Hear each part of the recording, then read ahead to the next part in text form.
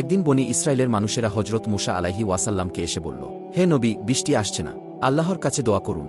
মুসা আলাইহি ওয়াসাল্লাম লোকজনকে নিয়ে দোয়া করতে দাঁড়ালেন। সবাই চোখের পানি ফেলছে, কিন্তু আকাশের দিকে তাকালে একই রকম শুকনো আকাশ। হঠাৎ আল্লাহ তাআলার ওহী নাজিল হল, হে মুসা, তোমাদের মাঝে একজন গুনাহগার আছে, যতক্ষণ সে বের না হবে আমি বৃষ্টি দেব না।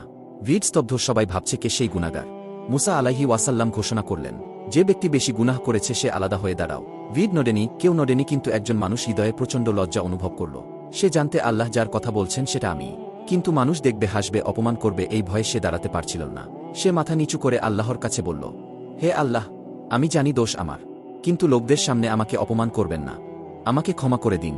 ঠিক সেই মুহূর্তে আকাশ কালো হয়ে গেল, প্রবল বৃষ্টি নামল। মুসা আলাইহি ওয়াসাল্লাম অবাক হয়ে জিজ্ঞেস করলেন, হে আল্লাহ, সে তো আলাদা হয়ে দাঁড়ায়নি, তাহলে বৃষ্টি এলো কিভাবে? আল্লাহ তাআলা বললেন, হে মুসা, আমার সেই বান্দা একান্ত তওবা করেছে, তার তওবার সম্মান রক্ষা করার জন্য আমি তাকে প্রকাশ করিনি, আর তার তওবার বরকতে তোমাদের বৃষ্টি দিয়েছি। মনে রাখবেন, গোপনে করা তওবা আল্লাহ গোপনেই কবুল করেন। আল্লাহর রহমত একটি মুহূর্তেই জীবন পাল্টে দিতে পারে।